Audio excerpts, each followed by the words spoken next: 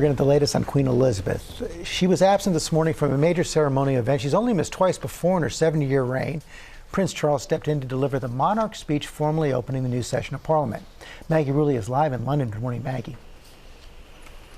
Hey, George, good morning. Yeah, the opening of Parliament just wrapped up behind me. And for the first time in 6 decades, the Queen was not there. And George, I think this is the image that we'll all remember from today. Just her crown there in the room holding her place.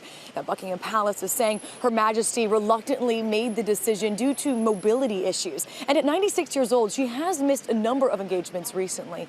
But the palace will not give the precise nature of her problems. It's understood she finds it difficult walking or standing for long periods. She also had COVID earlier this year.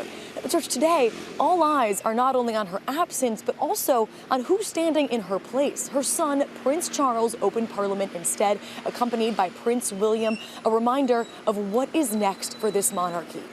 And also, guys, there's this big question. Will the Queen be well enough to attend the Platinum Jubilee? That's the big celebration of her 70 years on the throne, and it is just less than a month away. George. Okay, Maggie, thanks very much. Let's bring in our royal contributor, Robert Jobson. Robert, thanks for joining us this morning. What are you hearing from your sources about this decision?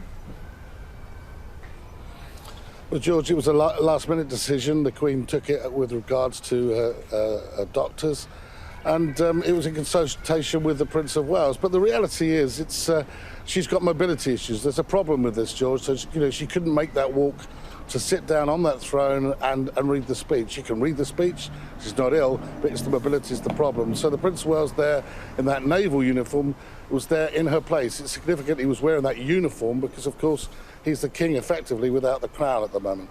And you say she has these mobility issues. Is she in a wheelchair? Is she not able to get out of bed? No, she's certainly able to get out of bed. We've seen photographs and video of her at her desk. But the truth is, she cannot do these long walks, and she can't do any walks. We don't know if she's in a wheelchair. There's been speculation that that's the case, but we haven't seen any evidence of that. The reality is, I think it's simply she can't get to, some days she can't move better than others. I understand she's having physiotherapy, and it may have been an accident, actually, or something that happened while she was out riding, according to some of my sources. But, it's difficult for her. She's 96, and I think we have to sort of bear that in mind, George. So we saw Prince Charles give the speech. What does this moment mean for both Prince Charles and Prince William? I think it was clearly a picture of what's the shape of things to come. We're looking at the transition of the crown before our eyes. It's history in the making. The fact, as I said, that Charles was in his full naval uniform was showing that that's what the king would wear in such a situation, because he's the head of the British Armed Forces as well as the head of state. His son was in mourning outfit, was there to say, look, after the Prince Charles, who's 73, the monarchy is there and safe, and the continuity is there in the shape of Prince William, the Duke of Cambridge. Robert Jobson, thanks very much. Well, hey there, GMA fans. Robin Roberts here. Thanks for checking out our YouTube channel. Lots of great stuff here. So go on, click the subscribe button right over here to get more of awesome videos and content from GMA every day, anytime. We thank you for watching, and we'll see you in the morning on GMA.